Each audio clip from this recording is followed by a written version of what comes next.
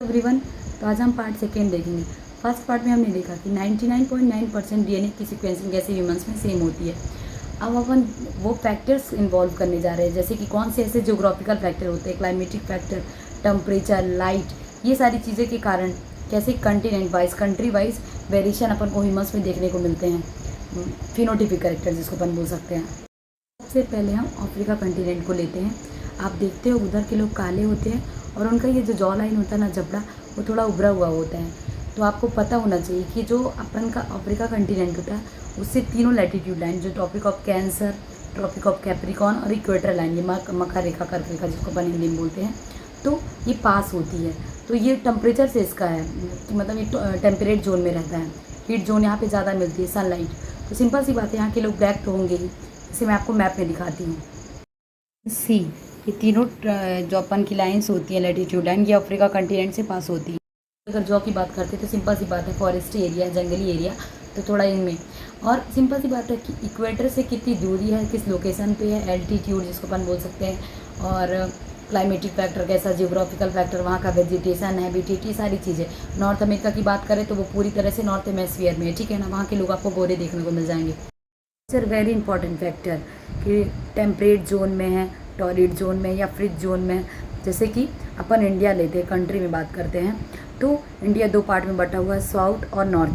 तो आपको नॉर्थ की कंपेयर में साउथ वाले थोड़ा आपको ब्लैक कलर मिलेंगे, ठीक है ना। मैं कंपेरिजन में हर कंट्री हो, कुछ भी हो, मैं कंपेयर में बात कर रही हूँ। इंडिया के अंदर के स्टेट ही लेते हैं, जैसे जम्मू कश्मीर, तो यहाँ पे एल्टीट्यूड्स वाला कॉन्सेप्ट काम करेगा। जैसे जैसे अपन ऊंचाई पे जाते हैं ना, पहाड़ी, तो होता क्या है कि वहाँ पे ऑक्सीजन घटेगा, है ना, ऑक्सीजन कम होती जाती है, और binding of haemoglobin with RBC वो भी घटेगी, और आरबीसी का काउंट बढ़ जाता है, ठीक है ना। तो वहाँ के लोग आपको गोरे देखने को मिलते हैं। और इसी तरह अगर हम छत्तीसगढ़ का देखते हैं तो वहाँ पे जंगली एरिया है थोड़ा, है ना, और जो भी बोल सकते हैं फॉरेस्ट्री, है ना। तो वहाँ पे आपको ये जॉ लाइन में थोड़ा स्ट्रक्चर अलग ही मिलेगा।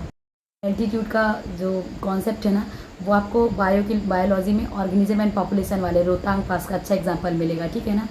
और जैसे जापान, कोरियन, चाइना, ठीक है ना, इनकी आपको आँखों में आप देखोगे थोड़ा सा दबी हुई। और ये होता है ना, पता नहीं शायद कि जैसे कि ठंड प्रदेश वाले जो क्षेत्र होते हैं ना, तो एक होता है कि रिंकल्स जो आपकी झुर्रियाँ होती हैं ना, एज कम्पेयर टू, मैं कंपेयर करके बात कर रही हूँ, हीट वाले प्रदेशों से थोड़ा ये लोग यंग ऐसा कह सकते हैं, ठीक है।